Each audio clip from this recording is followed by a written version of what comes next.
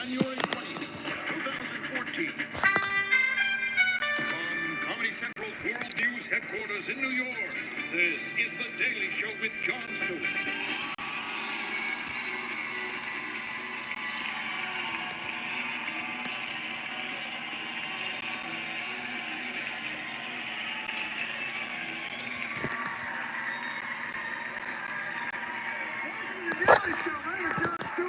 We have a good one tonight. Author Marilyn Roach.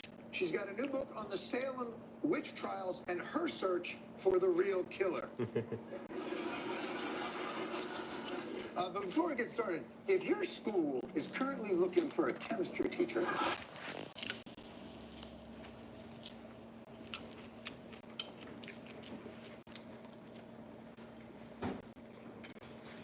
I want you to call us. I got a guy over at Boston University. He seems smart. Could have shaved. He's a chemistry major. He's looking for a job teaching chemistry. And I was like, how can he not get a job teaching? I'm sure there's a huge need. So if you need a chemistry teacher, contact us, and I will finally get this kid out of his parents' house. That's what I'm going to do.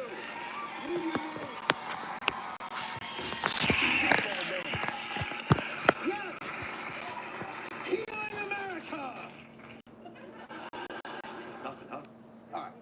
Of course, even now in this country, while we have mostly ruled out burning people like witches, we still debate what to do with some of our most suspicious citizens, thanks to old Goody Snowden here. Every day for the past 8 months, we have learned something new about the American surveillance state and the NSA. They said they weren't.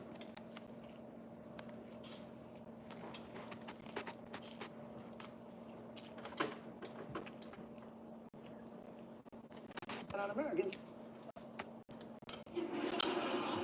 They said they weren't abusing their power.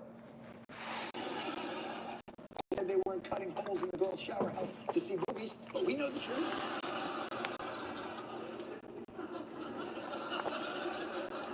Well, last Friday, it was finally time for President Barack Obama to address the issues at the NSA. They're a very difficult needle to thread. How to acknowledge the American people's very real concerns about privacy while not upsetting people who apparently know everything about all of us. How to make substantial policy changes while also not really doing that. How would he accomplish this delicate dance? At the dawn of our republic. Oh, God.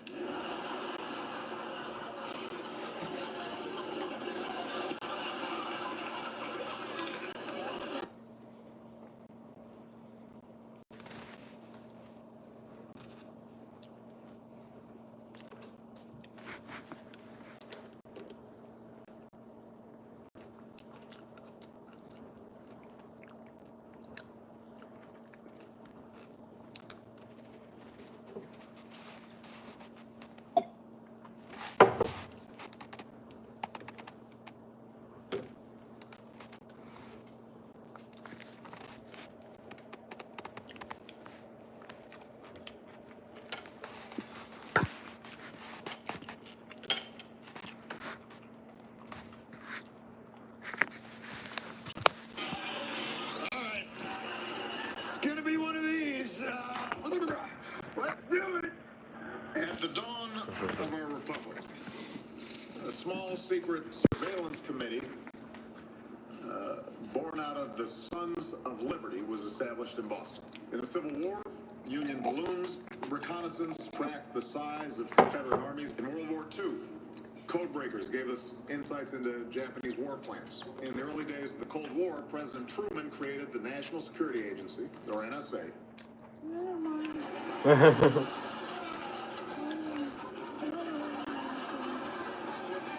like it. I like it when you tickle. I like it when you tickle. Well, I wasn't sleeping through the president's new A&E special, The History of Surveillance. I was just sitting here. Well, it's a great strategy. Obama has a relatively impossible task, so he thought, rather than attempt it,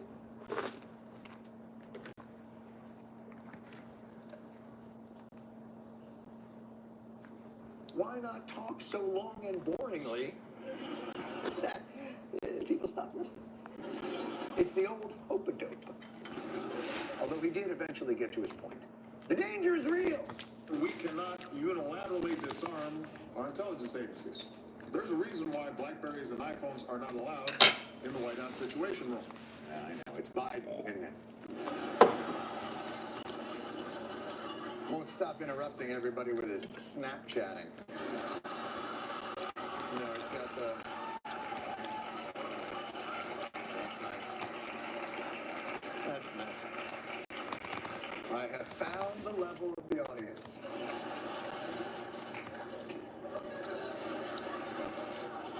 Did nothing. Got all these clever little things worked out. I got props. I got a whole thing. Yeah, you gotta draw a couple of dicks on a picture. The crowd goes nuts. So the danger...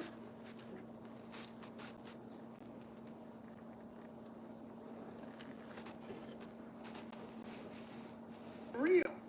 We gotta let the NSA do its job. In the 1960s, the government spied on civil rights leaders and critics of the Vietnam War. Yes, so the danger of government overreach is real. We gotta stop the NSA from doing their job. We got us an old-fashioned alien versus predator here. How do we stop this lose-lose? I believe we need a new approach, one in which the providers or a third party retain the bulk records, with government accessing information as needed, without the government holding this bulk metadata. Not even the government trusts the government with our private information. So our data will apparently be moved from a building like this to a building like this. Problem solved. More protection, please. Effective immediately, we will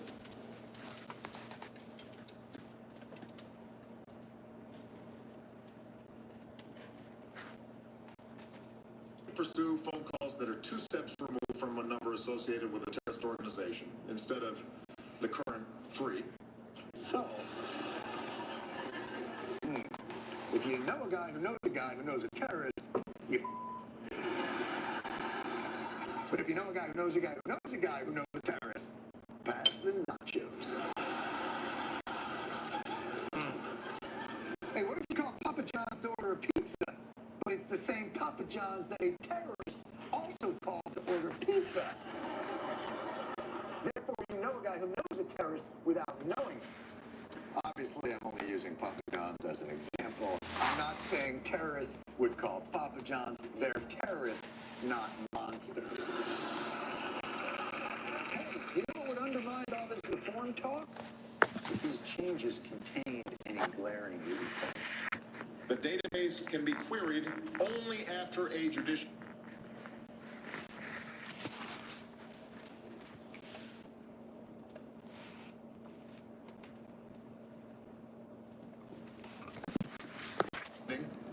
or, in the case of a true emergency, will terminate within a time. Hi, everyone. Unless the government demonstrates a real need for further secrecy. So basically the rule is we will totally follow the rules until such time that we determine that we will no longer follow the rules. But don't worry about it. You won't hear about it because we're going to do it in secret. You know what? I'm sorry. I'm being pessimistic. Are these safeguards perfect? Of course not. At least the president is trying to earn back the trust of the American people by demonstrating the seriousness of purpose. So how do we move these reforms forward? I'm open to working with Congress to ensure that we build a broad consensus for how to move forward. So we're never doing this.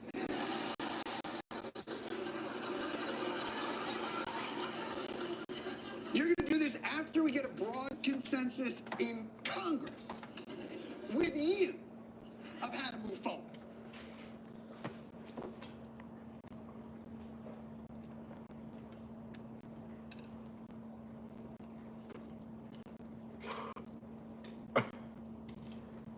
That sounds great. Then perhaps we'll get some well-reasoned post-game analysis from Richard Sherman. How about that?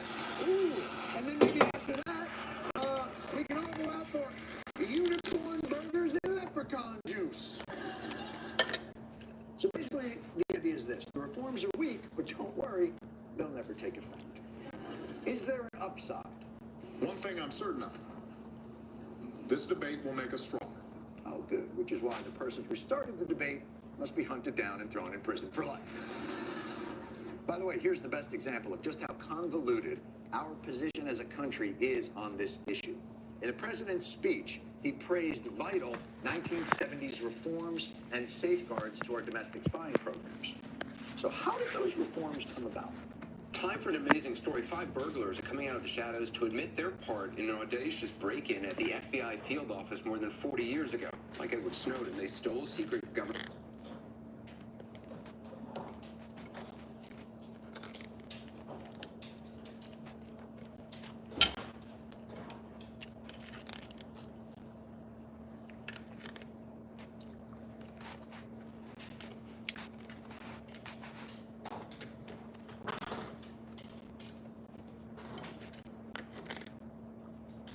documents that exposed a wide-ranging spying operation targeting U.S. citizens.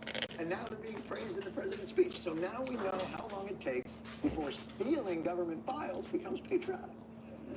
So we just fast forward to 2054 and it's, I, President Gornax, hereby grant Edward Snowden a space pardon.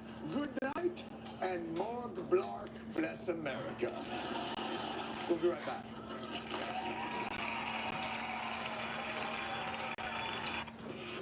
The Daily Show is brought to you by T-Mobile.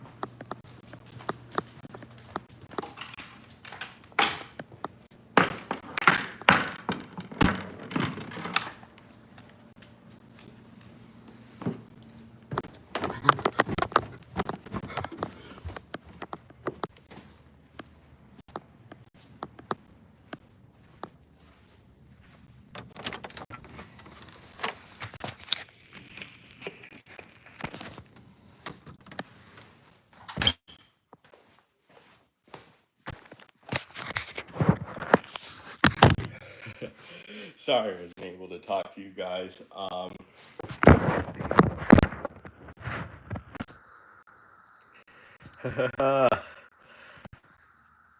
Sam Dantown. Hi, Enclave Power Armor Guy. Hi, Roblox with Frank. How's it going, guys? And, oh, Brian Crandall. Hey.